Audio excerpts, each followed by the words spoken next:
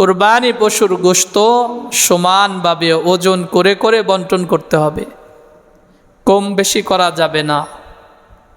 একজনে গোশত নিচে আর একজনের ভাগে হাড্ডি পেচ্ছে, এমন যেন না হয়। সব জায়গার গোশতকে একত্রিত করে মিক্স করে তারপরে বন্টন করবে, মেপে মেপে। এরপরে শেষে গিয়ে ওজন করে নেওয়ার পরে উচিত হবে একে অপরের থেকে দাবি ছেড়ে দেওয়া, যে ভাই যদি কম বেশি হয়ে থাকে একে অপরকে মাফ করে দেই, যদি কুরবানি কবুল বানাইতে হয়।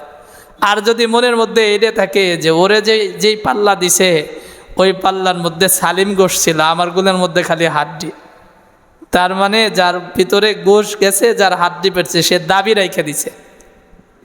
তো যখন দাবি রাখবে তখন কুরবানি হবে না। কুরবানির পশু, যার পশু উচিত হলো সে জবাই করবে। যদি সমস্যা মনে হয় যিনারা যোগ্য এদেরকে দিয়ে জবাই করাবে, জবাইয়ের পারিশ্রমিক দিয়ে দিবে যাকে দিয়ে জবাই করাবে। যারা গোশ বানাবে সিলবে এদেরকেও পারিশ্রমিক দিয়ে দিবে। পারিশ্রমিকের বিনিময়ে কুরবানির পশুর গোশত দিলে কুরবানি শুদ্ধ হবে না। পারিশ্রমিক সে যে কষ্ট করছে, শ্রম দিছে, এজন্য তাকে তার পাওনা যেটা সেটা দিয়ে দেওয়া, যতটুকু পারি আমার সমর্থন মধ্যে তারে দিয়ে দিলাম।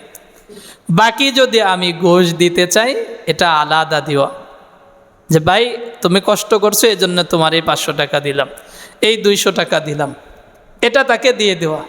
পরবর্তীতে যদি আমার মন চায় তাকে 1 কেজি গোশ দিলাম, হাফ কেজি দিলাম, বা পারলে আরো বেশি দিলাম, সেটা আমার ব্যক্তিগত ব্যাপার।